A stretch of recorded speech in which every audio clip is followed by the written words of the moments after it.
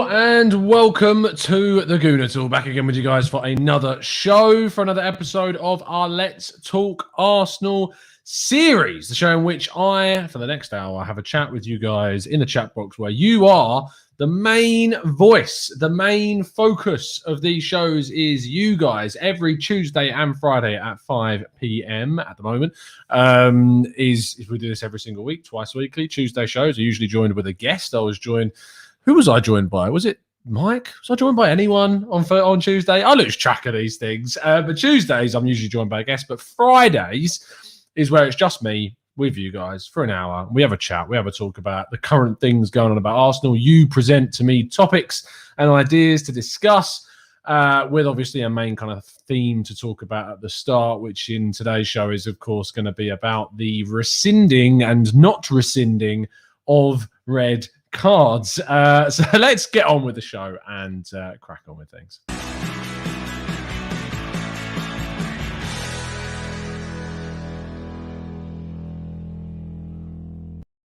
Now, as always with our Let's Talk Arsenal show, it is sponsored by our very friendly partners over at Football Prizes. We've had some amazing prizes, it's to be fair to say, on the show so far. We've had Thierry Henry shirts, we've had Patrick Vieira shirts, all signed. And this week ends in just 2.5 hours time. And there's not that many tickets been sold this week, which means if you were to buy a ticket, you would be in with a hell of a good chance. If you were to buy 2 tickets, you'd double your chances of winning as well, and I find this a bit crazy because I understand that Vieira and Henry are very current, but the 1971 double winners signed shirt by 9 legends, including the likes of Pat Rice, of course, Arsene Wenger's former right-hand man, Charlie George, the scorers, and Bob Wilson, very lovely man, Bob Wilson, as well. And the link is in the description. There's 2.5 hours left.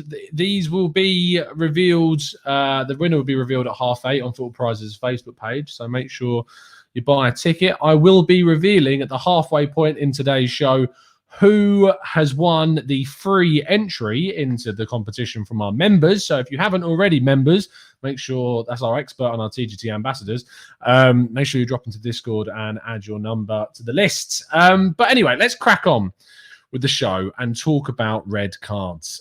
Talk about the DFA, which if you've seen from your socials, which I know you've been glued to over the last hour or so in the last couple of days, ever since it was kind of announced that we would not be getting David Luiz back for the game on Saturday. It's a really odd one, this one, because I can't for the life of me work out the reason, like, what's the right way of saying this? I can't work out the honest reason why Bednarek's red card's been rescinded and why David Luiz's wasn't. Now, feel free to tell me your explanation, your reasoning, your understanding as to why one was and why it wasn't. And also, if you haven't already seen, I believe his name's Peter Walton on BT Sport, talk through his explanation as to why David Luiz's wasn't rescinded and why Bednarek's was. I found that video one of the most revealing and yet frustratingly irritating videos I've ever seen, because what was effectively described to us by Walton, by the Walt, the big Walt, was the rules that the referees judge and make decisions by, and VAR too, is different to what the committee take into account when they make decisions. And that the rule book, for one, is different to the rule book of the other. Now, I sat in 2 shows, on Hugh Wizzy's show, I sat and tried to explain why I thought David Luiz's was a red card. And I still, obviously, by the letter of the law, agree that it's a red card. However, what mugs me off is when Bednarek, how I view this, as a almost mirror image of what happened. I know there's a little bit more contact maybe from Bednarek and Martial maybe going over slightly before the collision with Bednarek, if you want to call it that. But I just don't. What frustrates me most is that they can rescind one and not the other, and it makes you look, it makes me look like a complete mug who's explained through both why I thought they were both red cards as the letter of the law. And also the fact that the reputation of David Luiz was also brought up by Peter Walton, the Walt, that also led into that. And I don't know if that's fair. I don't know if it's fair that a player's reputation should precede them when making a decision and that it should enter the referee's mind. I know that it's almost impossible to say that it's not going to enter the referee's mind, but the fact that it was brought up in the analysis of a decision, I just don't really understand. Let's get some of your thoughts in the chat box and see what you guys are saying. Ed says, whatever the decision, it seemed like Bednarek and Luiz should have matched. I thought both were going to go down to one game making sense, but it's hard to justify a split decision. Asher says, Martial flopped. Willian Jose got tripped. That's got to be the difference. But when you see the Bednarek does, it's going to influence. And Martial seeing Bednarek come in is going to make him move differently. Like you're trying to get out of the way of him because you'll carry on towards goal. Yes, you might say that he dives. You might say that he's going to go over because he knows he's going to feel contact. But I just can't work out why then rescind that one and then not rescind the David Luiz one. Because what was basically given as an explanation is that the panel can take other things into account, can look at the context of the situation, can understand one way or another why a red card should or should not have been given. Now, if you're looking at the context of David Luiz's situation to Bednarek's, now, when you look at the David Luiz incident on its own, there is one thing that has to be kind of decided, and I'd love to get your thoughts, and feel free to put them in the chat, is does anyone think that David Luiz knew what he was doing? Now, what I mean by that, to clarify, does anyone think that David Luiz, the thought going through his process, trying maybe to be a little bit clever and go, right, if I run across the back of him, we might come into a tangle of legs. It might be very light. It might knock him over, but they might think that it's been an accidental tangle of legs. They might give away a pen, but I'm not going to get sent off because it's purely accidental and it's just a tangle of legs. Does anyone think that thought process went through David Luiz? Does anyone think he's that calculated to have done that? Because I've gone back and forth. And I've listened to some podcasts. I was listening to the Arsenal Vision podcast, and Tim Stillman was also seemingly going a little bit back and forth in his mind about whether or not he thought about it, whether he thought running across the back of him and clipping him was gonna.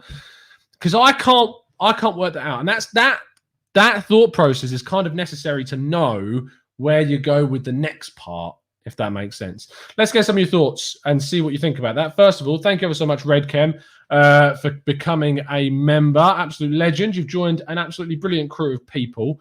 Let me just check what membership you have joined up, and then I can tell you what exclusives you've actually got. You've joined up as an absolute legend, also known as a TGT expert member, which means, Redchem, you are going to be joining our Discord server, which today launched our Let's Just Talk channel inside it. I know the members who are here will be able to explain a little bit more to people that are wondering about it in the chat, but our Let's Just Talk channel, which is kind of linked to Let's Talk Arsenal, is actually a little bit more about supporting each other during lockdown. It's about talking about mental health. It's also talking about Arsenal from a social perspective, thinking about things that are coming up on Twitter.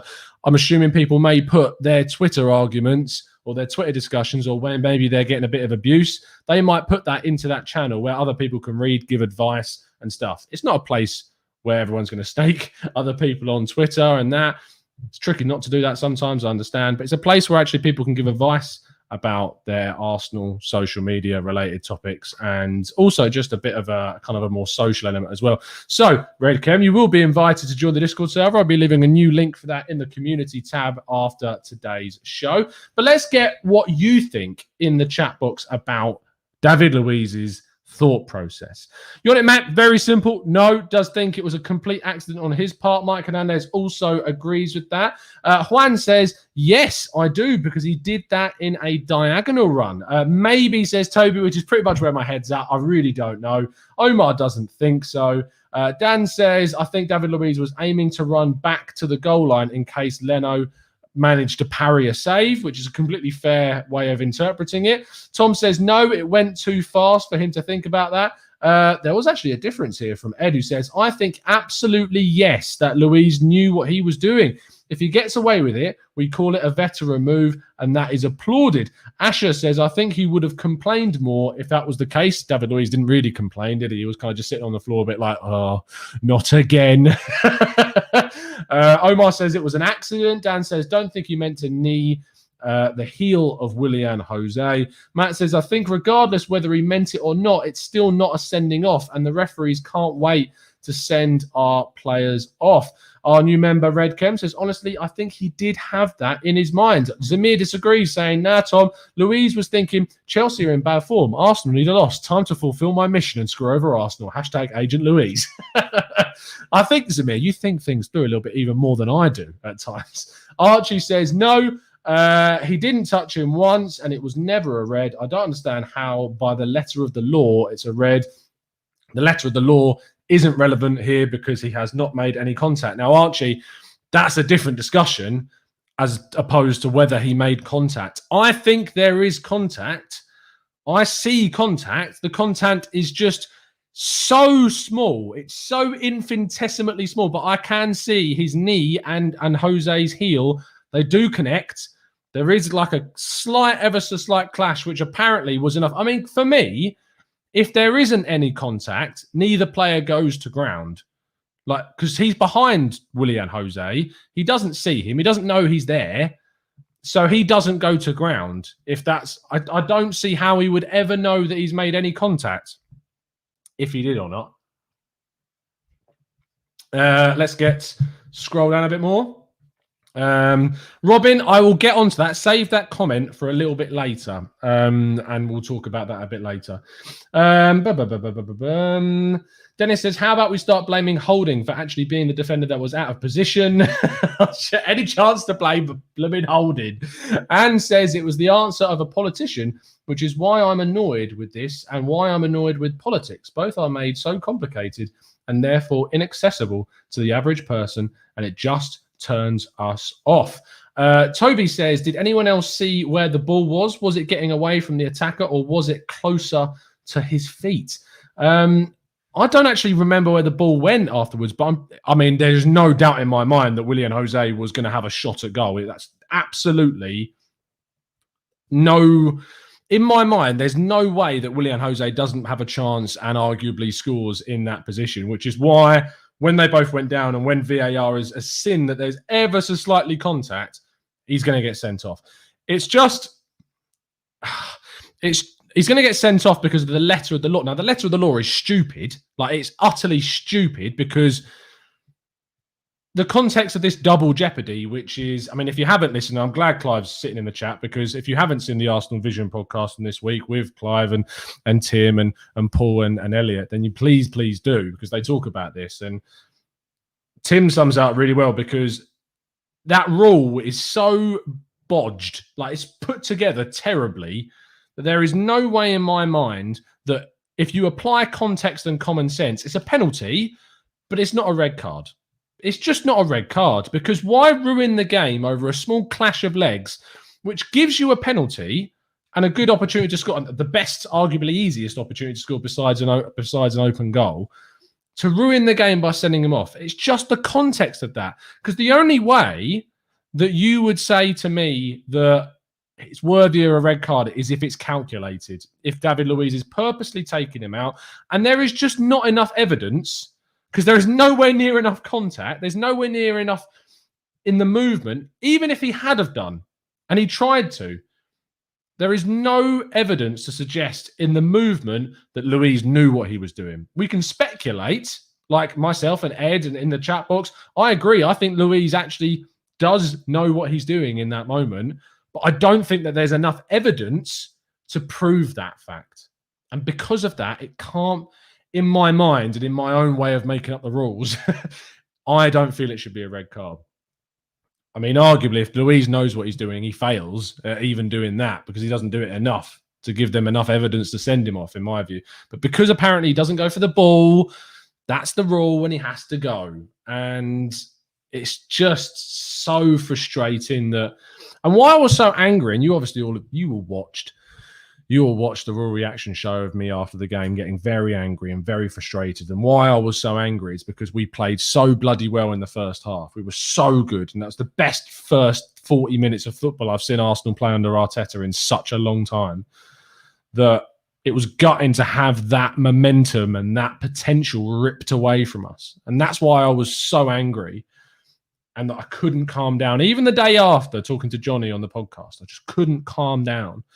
Couldn't just accept it. It just made no sense how this had happened. And I was sitting on the watch along with Hugh, just like, how has this happened? Like, how has this happened to us? Like, why? What have I done to deserve this? It's just wrong. It's just not true. I just don't, I couldn't fathom what I was watching. That was what was so hard to take. The real Janice says it was Arteta's fault. You know, you do a super chat, Janice, and you start off your comment like that because you know it's going to annoy me. He should have come onto the pitch and made the tackle himself. Bad managing, in my honest opinion. Hashtag TGT Arteta and trust the process. Yeah, thank you, Janice. Oh, dear. Yeah, absolutely. Mike says, Johnny upset me more than any of your guests. The thing is, why it's boring if I get guests on that have different opinions. Like me and Johnny disagree on Leno and Martinez. We disagreed on a couple of things to do with the incident. But what really annoyed me, and I'll be very honest, and I am honest with you guys always, is that some of you guys irritated me a bit because you're calling Johnny saying his opinions are rubbish, his opinions are this, his opinions are that. They're just his opinions. And I thought we'd grown kind of this community here that we were willing to listen to the opposite view. Nothing wrong with going saying, I disagree, blah, blah, blah, and explaining why you disagree. But to throw a comment saying Johnny's rubbish, Johnny's this, Johnny's that, he just has a different view. He just has a different opinion. Listen to it. It might change your mind. It might not. But the whole point is that you listen to it. If I sat here week after week with people that just agreed with me over and over and over again, it'd be so boring. It'd be so bleeding boring. I mean, me and Hugh disagreed on David Luiz and with the watch along, and it makes good viewing. So if there is someone that comes on the channel with a different view, just go, you know what? I don't agree with you, Johnny, and here's why. And just explain it. Like, I saw someone put Johnny's drunk. I mean, come on. We can have a laugh and a joke about it, but Johnny goes off for that show and he sits going, Jesus Christ. I've got and I have that feeling sometimes when I'm on Hugh's show, and Hugh's got the fraud gang and his audience, and they're great, and you've got to love them. But when they disagree with me, they let me know. They surely do let me know. They'll be like, oh, not this guy again. Back on again. But, you know, it's just, you take it. But I just hope that we kind of grow that environment here where you're willing to listen to another opinion. You're willing to hear it. And if you disagree with it, explain why you disagree with it. That's you know. Daniel Roberts says, Tom loves Bellerin. I really agree on that one. The thing is, I don't love him as a player. I like him as a person. I have a lot of respect and a lot of time for Bellerin. But at the moment, he shouldn't be starting. And if we've got Tierney back, he has to play, and he has to play Cedric. That's my view. That's my opinion. But yeah, I know you're only bantering me. Mike Anana says the best one was when Tom wrote the Saliba article. Jesus Christ. When I wrote that article, and if Clive's still listening, I rang Clive straight after, and he pointed out exactly why I got all the hate. And I knew exactly why after I wrote that article, why I got so much hate, because I hadn't put any context to it. I'd written an article about Saliba where I broke down, in my view, everything I thought that was wrong with Saliba's performance against Gillingham in the Papa John's Trophy. And I didn't think he had the best of games, and I broke down the reasons as to why, but I didn't put any context with it. And Clive, as he always does, expertly explained to me why I was getting so much hate, but it was torrential. Like, it was a ridiculous It was a ridiculous amount of backlash that I got. Now, I was very thankful to Z. Now, I know you all follow Z, and Z is a very what's the guy? What's the way to put this? He's a very kind supporter, Z, of my work, and he retweets quite a bit of my work, as I'm sure you see on Twitter.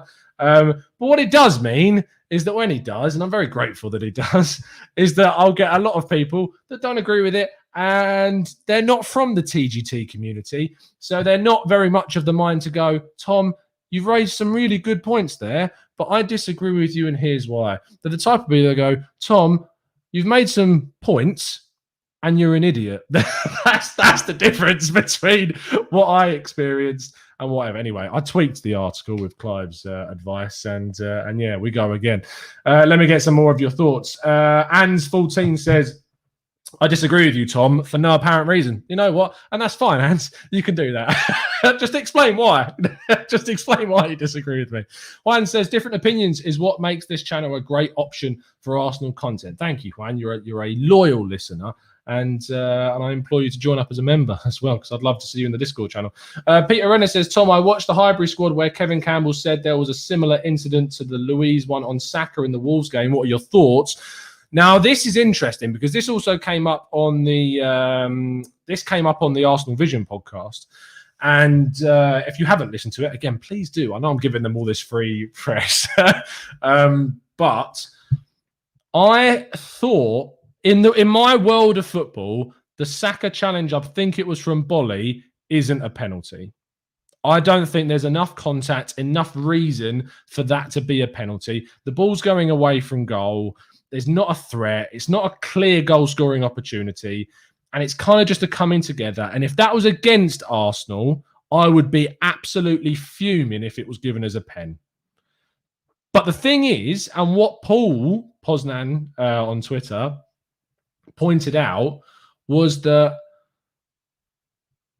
the incident, when you look at what David Luiz was done for about kind of like stopping a goal scoring opportunity, arguably, had Saka been able to get to the ball, which I still probably don't think he would have done, in that sense, like I still think he's going to get sent off. Like he should get sent off for the same exact reason. And that's the problem with the consistency of kind of these challenges, because it doesn't make any sense. I don't think it was enough for a pen. I don't think it shouldn't have been a pen.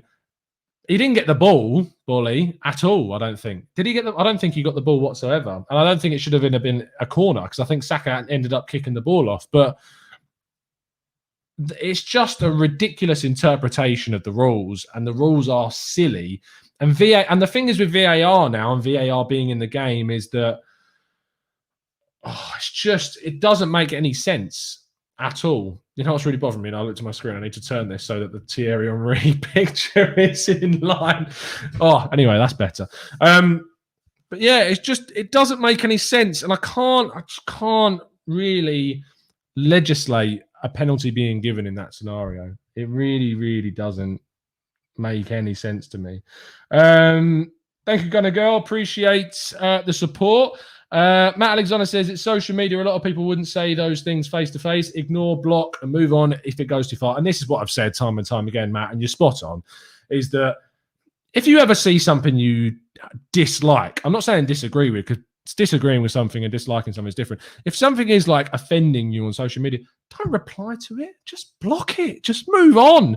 And this is probably a really good time to announce a new show that's coming. That's a Let's Talk Arsenal podcast. Now, the Let's Talk Arsenal show is not changing anyway. Tuesdays, Fridays, 5 o'clock, UK time, always here. You guys are the stars of the show, and we talk about all of your thoughts in the chat box. But for the members, they got a show in January. Their Plus member show was me and John, Miami John, 305 cast. John loves horses, John. Hoof beats John. You know John. Me and him had a really good chat with with just the members exclusive content about like Arsenal social stuff. We talked a bit about AFTV. We talked a little bit about abuse online. We talked about mental health. We talked about all this stuff. And we really liked it. we liked it so much to the point where we thought it might be a good idea to make this into a podcast. Now, this isn't going to be a regular thing. It's probably going to be every month. There might be an additional show for the members exclusively, but for everyone, there is going to be a monthly show called the Let's Talk Arsenal podcast with me and John having a chat every month about something that happens. Random stuff. We might do it live. We might do it pre-recorded. We don't know. But I'm going to endeavor to get it out as a podcast as well on like Spotify and SoundCloud and all that. I need to work that out. If anyone knows, because this is where I'm a bit of a Neanderthal in this area. Anyone, if you've got a podcast, Mike Hernandez, I'm looking a little bit towards you. And you know about getting them on the RSS feeds and Spotify, because I'm a really I don't know anything about that sort of thing. I know how to put it onto SoundCloud. I can convert it into an MP3 file, but I don't really know about the Spotify, iTunes, that. And a lot of people ask the podcasts to go up on Spotify and iTunes, and I've never really been able to get around to doing it. If there's anyone that's able to help me, please drop me a DM on Twitter at the Gooner Talk TV or on my personal one at Tom Canton Media. The email to the channel is also in the description, and you should be able to email me if you need to email me. But that's that. But yeah, there should now be a monthly podcast with John talking about Arsenal social stuff that will go out to everyone, not just members. There might be additional content for members. There probably will be, because me and John will end up wanting to talk about random stuff. And it'll probably be a later show, which is really good for our US listeners as well. And obviously, if you live in the East, early morning show for you guys. If you live in Europe, it'll be quite a late show, probably about 10 o'clock in the evening. On I think we said a Friday we might record, so we'll see. We don't know what we're going to do yet, but that's the idea. If you like the idea and you like that's something to think that's going to be good, then let us know, and it's more incentive for us to put it out there and get it together. Let's get your thoughts. Toby says, Tom, can we remove the lines covering your Twitter name? It's bugging me. It's not actually covering my name. They're just it's just because the colors are like really similar. But if you actually look at the white coloring of the letters, it's not over the top of them. But things are going to be changing on the channel regarding the graphics and stuff, hopefully in the next month. So fingers crossed. You'll be able to get a much more crisp and clear. The members who's helped support the channel financially, we are investing a big investment in the channel's graphics very soon. So that's where your money's going. Always go straight back into the channel and trying to make it as good as possible. And says, loved what Arteta said about racism on social media. This happens all the time, and its impact on well-being is huge, no matter if you are a footballer or not. Now, I saw Arteta. I saw this interview. I'm just going to try and Google it quickly to make sure. Here we go. It's on The Guardian. I should probably get it up on the screen so you guys can see it. Wait for that. Stop the screen. Share the screen. Just so you can read it on The Guardian's website. Here we go. So this is the art on The Guardian by Nick Ames. Nick, you'll have sent a tweet to and he never replied. Anyway, moving on. Mikel Arteta. Here we go. So there are all types of different... Sorry about all these adverts. I'm going to try and zoom in so you don't have to see them. There are all types of different abuses, and I think it has to be eradicated completely. I think social media has a big responsibility on that, because then you talk about the mental health of the players and the public and how exposed they are. I am all open and I'm all for people having their opinions, but not just to be insulting people, abusing people, and using a screen on a mobile phone to tell whatever you want to a person you don't even know. That's, for me, has to be eradicated, because it is causing a lot of damage in football and a lot of damage to public people. So I think we have to be really strong on that. And I think social media companies, as well, have a big part to play to support us industry. Now, this is perfect. And I'm so glad, Hans, that you brought this up, because this show, Let's Talk Arsenal, and the Let's Talk Arsenal podcast that's going to be coming This is ultimately what this show is about. It's talking about social stuff. It's talking about mental health, talking about abuse, how you deal with it, and hopefully some of you guys come away from this show and you act differently, and you may react to something differently in the future. And I hope we have an impact on that. What Arteta is talking about is spot on, and that the social media companies absolutely must take action on all of this type of thing, because at the moment they aren't. that there is no action happening. There's not, maybe that's unfair. There's only a small amount of action, in my view, that is happening to people that ultimately should be prosecuted, should have their social medias blocked, should have to go to court, should be criminally, if it goes too far. And I think that if someone is being racist, homophobic, and everything else, there's so many different types of abuse that I can't name them all, which is a horrible thing in the world. But if you are found to be doing that, and it is found to be abusive, then there should be retrospective action of a criminal nature. I mean, I saw a video the other day, unfortunately, of claiming that Arteta was racist. I don't know if you saw that, which I found ridiculous, and a real kind of, if anything, it undermined a lot of good work that people are trying to do to eradicate it from football. I'm not going to bring up who and what said it, because I don't want you going to look at it, to be honest, but I just found it utterly ridiculous, and a real shame. And it's changed my views on some of the things I was planning on doing as well, which is a big shame as well. But it needs to be just, stuff needs to be said. Now, it's a really sensitive topic. It's a really difficult one to discuss. It's a really difficult place to be. But the thing is it shouldn't be, because people can say stuff that is wrong, right? People, and you know this because you are, all of you, I'm very sure, ingrained in Arsenal social media. And there has been plenty of examples of people that have been found to say things which are racially offensive, that are homophobic, that are sexist, that are all of these things. And it is, if someone makes that comment, if someone makes a comment that someone feels has offended them in a racial context, it doesn't necessarily that mean, this is obviously my opinion, it doesn't mean necessarily that person is a racist, but it means that they have said something that has offended someone in that way. Now, they might be a racist for saying that, and that's a completely different thing. People need to be educated. Things have happened on this channel. I'm not going to bring up, because it'd be unfair on the person to name it and to bring up the incident, but the incident itself on the channel was dealt with. The video was removed. That person, I had a conversation with them. We spoke about it. I don't think I acted in the best way originally because I was very angry about what happened, but that person apologized publicly. They admitted what they did, and they have come back on the channel since, and they will be back on the channel again and again because they apologized. They realized that they did wrong. And that is the way that people should react. That is how these things should be dealt with. If someone is, what's the right way of putting it? If you say something of that nature, which is wrong, completely wrong, and we don't condone it at all. But if you say something and it was a mistake and you didn't intentionally mean to say it, or you didn't mean to offend someone for it, you didn't realize what you were saying, that's completely different. And if you take ownership of that and apologize and say, look, I'm really sorry, I didn't know that that was taken in that context, I'm really sorry for that, and I endeavor not to do that again, that's completely different. If you're someone that's continuously saying things over and over again, and there is malicious intent behind what you're saying, then you need to be held accountable for it. You need to be held responsible for it.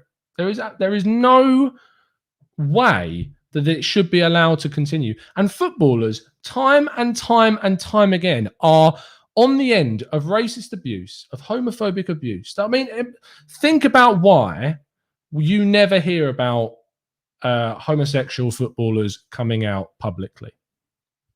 We just don't hear about it. There are some very brave people that do, and fair play to them that do. But you just don't really hear about it because, unfortunately, we just live in a world where if they do, they're going to get people abusing them, because that is the world that we live in.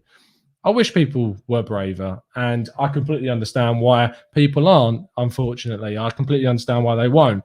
But yeah, it's It's a real shame, unfortunately, that it exists. But I'm really happy that Arteta has come out and said something on this. It makes me really happy in myself to be a massive supporter of Arteta and know that he holds those same values as I do. So that's absolutely brilliant. Matt G says, I disagree with people who call for ID to have a social media account. What ID do you use? Do you use your passport, driving license? What happens if you can't afford one? Now, Matt is in disagreement with me. I personally feel that if you are on social media, you should have to be identified. Like, that is my view about social media. It means that you become, what's the right word? Accountable for your actions. It means that if the person that has an account says something of that nature and that is being continually abusive, then something can be done about it. And and I see what you're saying, Matt, and I understand what you're saying about some people can't afford or can't have a passport or a driving license. But for me, that's not enough of an excuse not to do it. It might mean that social media only becomes for those people that can afford or that can get access to an ID. But that is, and I know it's a very kind of biased view from myself, who has an ID, would sign up with an ID, for me to say this. But it's just my view that that would be it. And that if you couldn't get access to identification, then you wouldn't be able to have social media. And that's a big shame. And that is only because of the people, unfortunately, that have created this environment, in my view.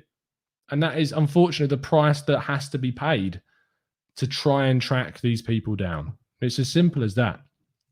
Matthew DeSoto says, Tom, do you trust social media companies with your ID having millions of people's ID? Matthew, the thing is, and the honest answer would obviously be no, I don't particularly. The thing is that my identification and my financial details, whenever you buy anything online, whenever you visit websites and you've got things on your phone and you visit websites on your phone, unfortunately, the world that we live in is that you are exposed to that. People can access that. You can be as tight with your privacy as you possibly can. Things still leak through the ways that things are. Unfortunately, it's part of life. It shouldn't be, but it is. And I feel that there is enough information about kind of people out there that adding this will do more good than bad. I think it would be more good would happen from this than bad. I could be wrong. And there is always that fact, is that I could be wrong. But I feel personally that there would more good come out of this through identification being attached to accounts, more people being convicted, less racism, less homophobic abuse, less hate crimes, less sexism, all of this. There'd be less of it. And that's just my view. The real Janice. Thank you so much for the donation, mate. You're ever so kind. He says, I would love to listen to a podcast on these topics. I'm curious to understand where discrimination stems from and the reasoning behind it. Is it systemic, cultural? I just don't understand it. And it's something that I think people need to educate themselves on more. And maybe if we do the podcast with John, it will help people do that. And maybe I think I'll even learn stuff from it. Anyway, we have reached the halfway point of the show, which does mean we are going to reveal which one of our elite expert and TGT ambassadors have won the free ticket. So let me just go on to the football prizes to check. We've got 24 people that have entered, which is excellent. Let's see which one of you is going to get the free ticket. So 24. Now I'm going to press this generate button 5 times. And on the 5th number, the person with that number will be getting today's free ticket for the draw for the double winning 1971 signed shirt with 9 of the winning players, including the likes of Bob Wilson, Charlie George, Frank McClintock, Kelly. All of these people are going to be on there. And yeah, we're going to click it 5 times. And good luck, everyone. 1, 2, 3, 4, and 5. Number 5 is the winner, and that is Dan. Dan wins this week.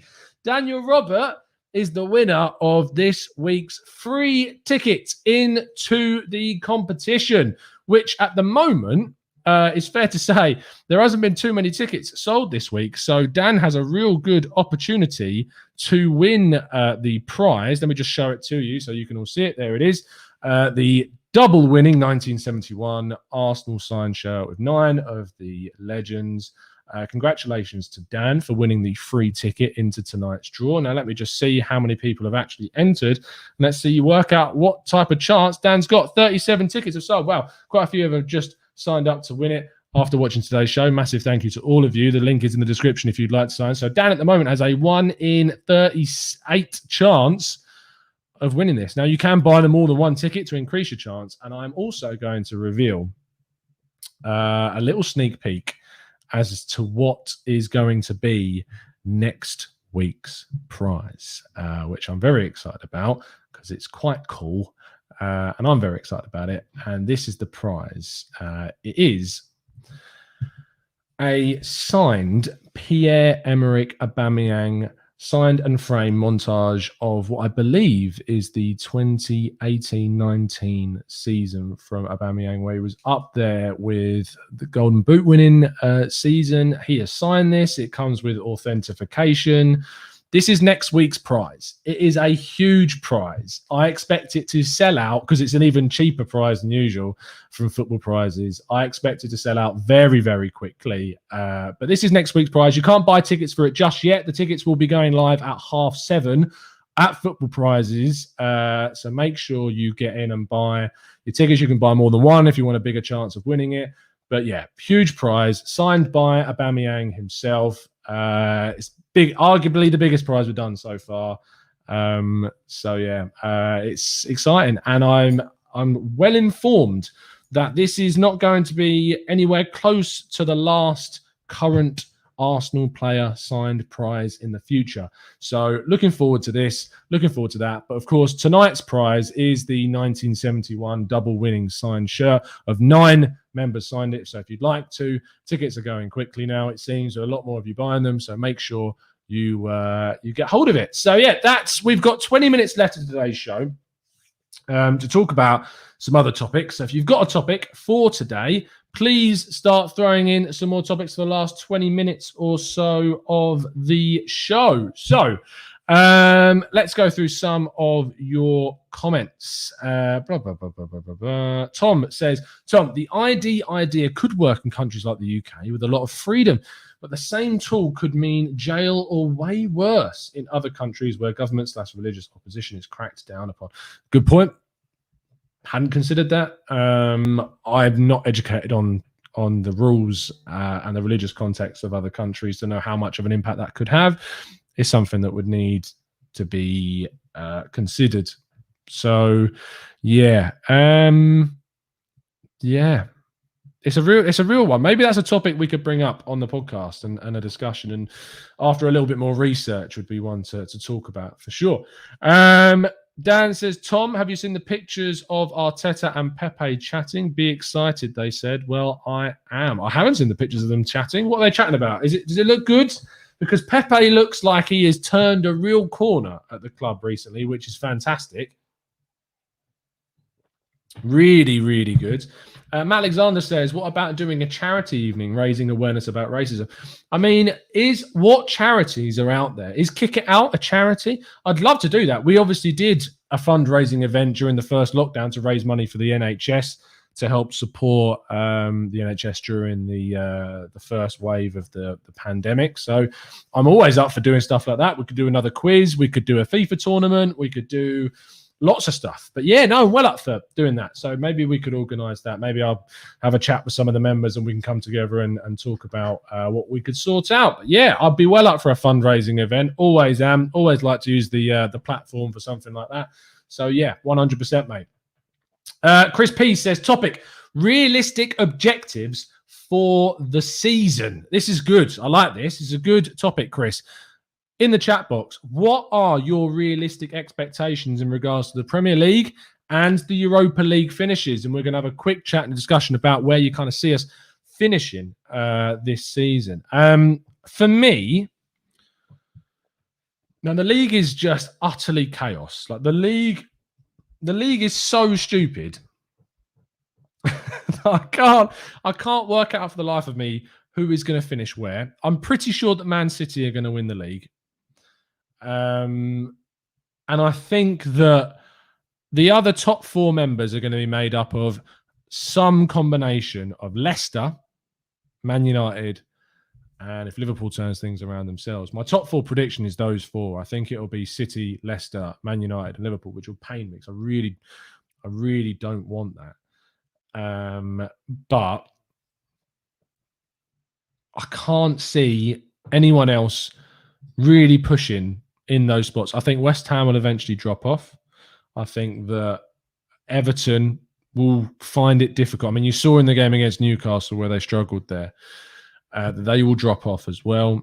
And I think when the European football comes back, you will see other teams obviously struggle with the rotation, including ourselves. And that is why I still look at the Europa League as our best opportunity to finish it as a Champions League qualifying team. You look at the other teams in that competition, the favourites are arguably Manchester United, followed by very close with ourselves and Spurs. Other teams that are in it, I've got a complete mind blank. Let me just check the Europa League draw for the last 32. And obviously the other teams that are in the competition. And we've obviously been drawn against Benfica in the next round. Let me get this up on the screen so you guys can see it as well. Share screen, blah, blah, blah. I do so much of this. You'd think I'd be so much faster, wouldn't you? Here we go. So Wolfsberger in Austria playing Spurs, Dynamo Kiev, Kiev and Club Brugge. Real Sociedad against Man United is a really interesting tie. Benfica against ourselves. Red Star Belgrade against AC Milan. Antwerp against Rangers. Slavia Prague against Leicester is also a really good game. Leicester are arguably up there as well as good favourites. Why are you ringing? See, the other half knows that I do shows at 5 o'clock, and yet she still rings me because she just forgets. Braga against Roma. Roma obviously a decent side as well, although I'm not sure how well they're doing in Serie A this season. I haven't been keeping too many tabs on how... they're third, and they're only 6 points off the top, so they're not doing very badly at all this season whatsoever. Krasnodar, who were knocked out of their group by Sevilla and Chelsea in the Champions League against Dinamo Zagreb, with Orsic, who they've got, who I'm very a big fan of Orsic. Young Boys and Leverkusen. Leverkusen, obviously, another very decent side. Molde, who are in our group and progressed with us, are against Hoffenheim, good German side. Granada playing Napoli. Napoli, of course, arguably the biggest Italian side, along with Roma in the competition. I'm trying to think if there's any others. AC Milan, who are obviously winning the league at the moment, obviously you're also high up there in regards to who could win it. Maccabi Tel Aviv against Shakhtar Donetsk, who did very well to beat Real Madrid twice in the Champions League group stage. Lille play Ajax. Ajax have not registered Sebastian Haller, which is quite funny. So they'll be weakened, but Lille are doing very well in Liga this season with Bamba. Not Sol Bamba, and it's not Sol Bamba. Who is Bamba at Lille's first name? Is it like Timothy Bamba or something? It is Jonathan Bamba. I knew it was like a name like Jonathan. So yeah, Olympiacos and PSV Eindhoven in the draw. There are some good teams, some really, really good teams in there this season, and it's going to be tough. But I think Arsenal have a good chance. If we can play like we have been playing over recent weeks, and we can do it on a consistent basis, and we go into that Benfica game, and we go into all those games knowing that we've got to be on it, and we can't be taking any of these for granted, then we really have to do our best, ultimately. Oh, wow. I've been voice message. Voicemail, I'm in trouble, guys. I'm in trouble. Zamir says, Tom, what the hell is going on at Ajax? I have no idea why did they leave him out? I have no idea. Vinny says, Tom, do you think Arteta not starting Cedric? We'll get on to Cedric. I can just saw the word Ballon d'Or in the same question, for goodness sake. Rahil says, who is another one of our fantastic members who joined us for one of our shows the other day. It's another perk of becoming a member is you get to come on the show. On the preview shows, we're getting quite a few of the members on, and I plan on doing that almost every single week if I can. Rahil says, some very good teams in the Europa League. It's going to be very tough to win it. Raji says Ajax goalkeeper got banned for a year due to a failed drugs test. Anana, what's my name? Got banned. It's a really bad joke. Daniel Roberts says, who's in your FPL team this week? We'll do an FPL update at the end of the show. I promise we will get there. In fact, let me just load it up just so I know we've got it ready and raring to go.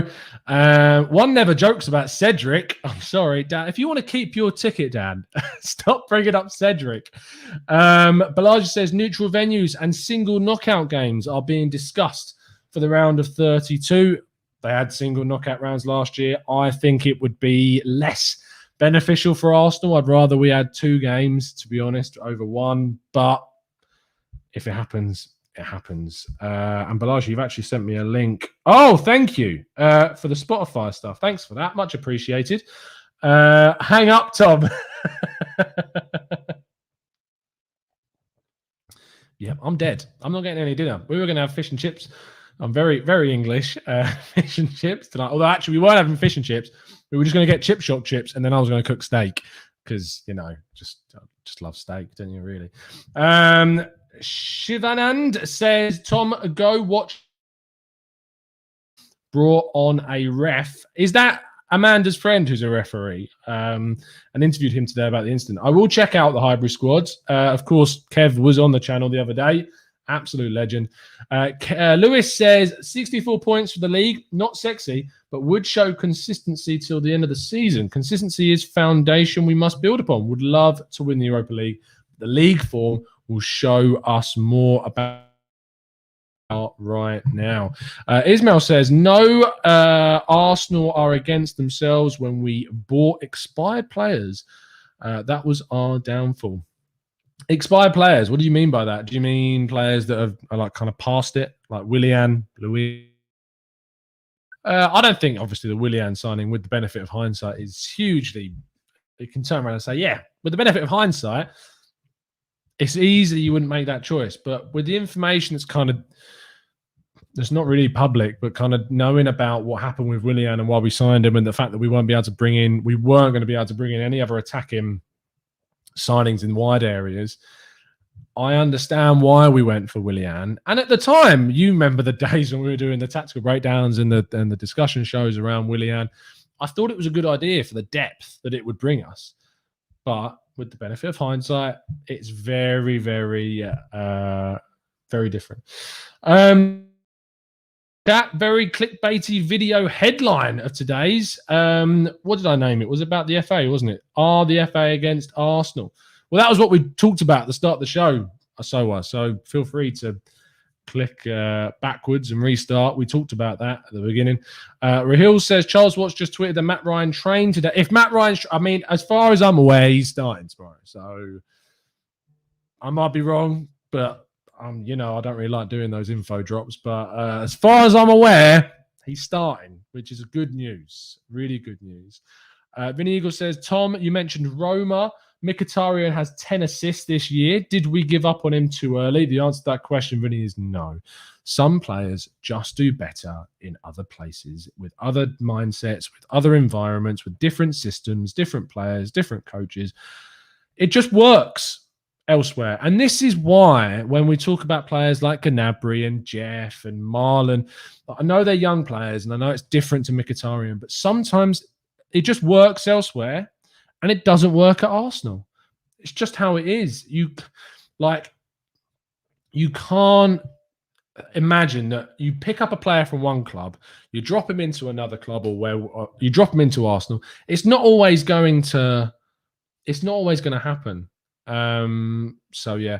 Anne says, have I missed the team lineup preview? Yeah, we did the preview yesterday. I'm trying to do the previews 2 days before now instead of 1 day before, just so more people can see it before the game. So yeah, I've changed that. But I was on with Pablo and Jared yesterday doing the preview, so check that out. And Juan says, Tom, the Europa League should be the obsession. Good word. If Arsenal win, it means being ahead of the group in the next Champions League. Being top 4 is a harder draft. I agree. I think the Europa League is an easier route to get. I mean, you think of us as a cup team anyway. We are really good at cups. Like, stacking them. No. We're really good at winning tournaments recently over the last kind of, you'd say 20 years. We've won quite a few trophies, especially the FA Cup as a knockout competition. And it's just something we're good at. And we've got to the Europa League final once. We got to the semi-final the year before that. We obviously got knocked out last year, hilariously, embarrassingly, ridiculously, stupidly. We weren't going out until, Leno decided to kick the ball off the pitch and Aubameyang missed that sitter at the end of the game. But, sometimes that happens. Sometimes knockout competitions throw up silly situations like that. We went out to Southampton the 4th round of the FA Cup because of an own goal and because of injuries and rotation. So if we attack this competition as we should, which is by playing our strongest lineup as many games as feasibly possible, then yes, that's the best way that we need to do it. Bouty says, Tom said, attacking and Willian in the same sentence. Really finding your legs, are you? Yeah, as I said, benefit of hindsight. It's benefit of hindsight. Matthew De Souza says, I can see Arsenal facing Spurs in the Europa and losing, and the losing manager will face the wrath of their fans. I mean, yes, of course. I would. Knocking them out of the Europa League would be brilliant.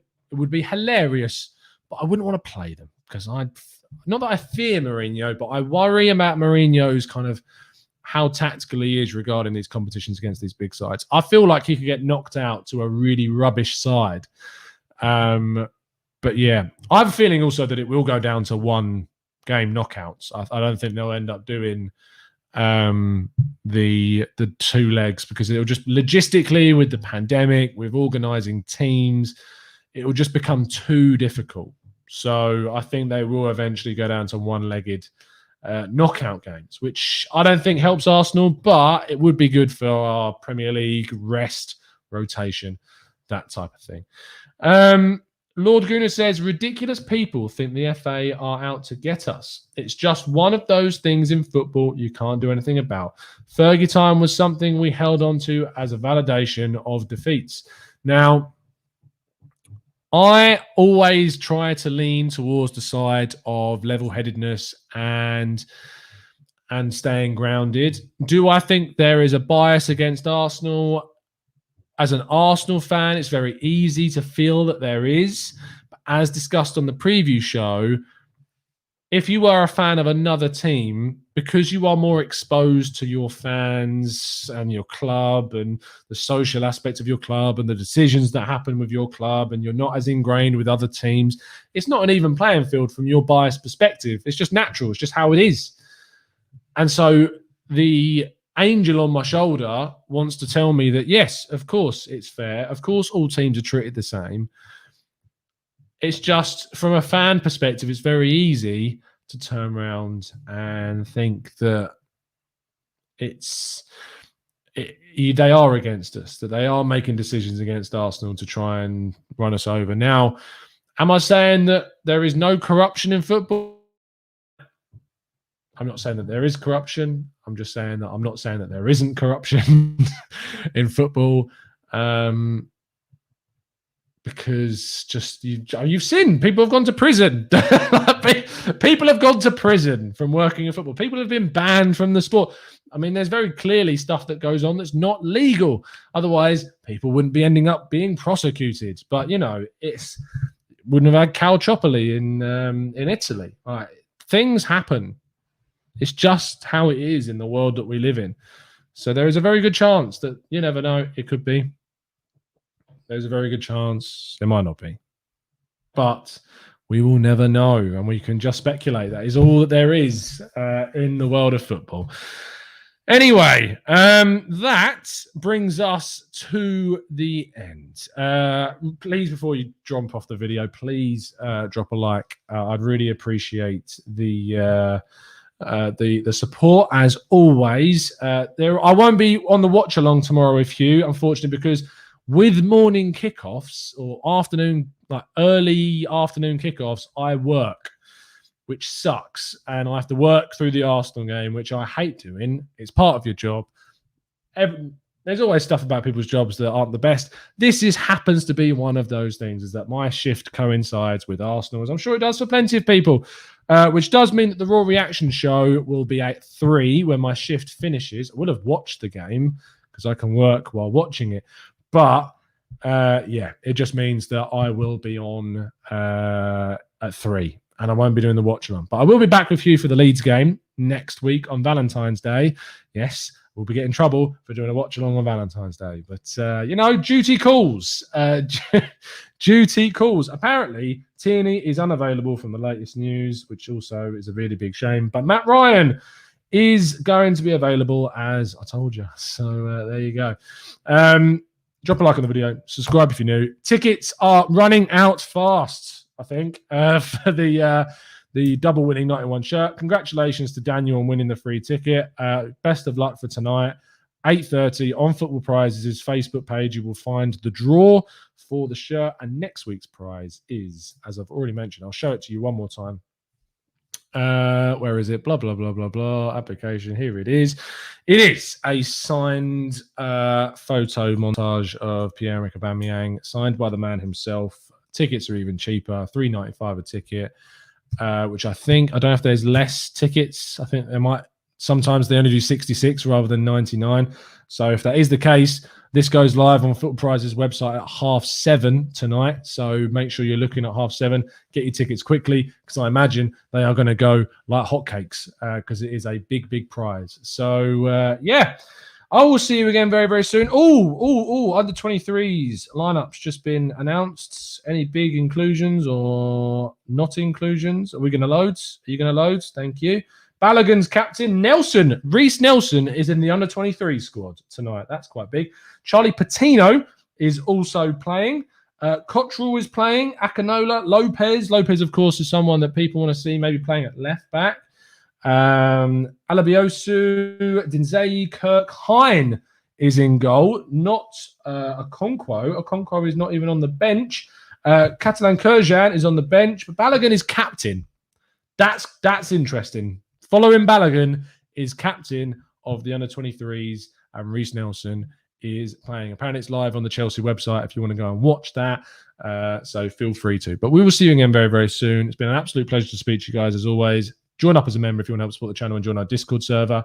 And I'll see you tomorrow at 3 o'clock in the afternoon for the reaction to Arsenal's game against Aston Villa. Enjoy the rest of the evening, people. Have an absolutely wonderful one. I'll see you very, very soon. And as always, up the Arsenal and cheerio.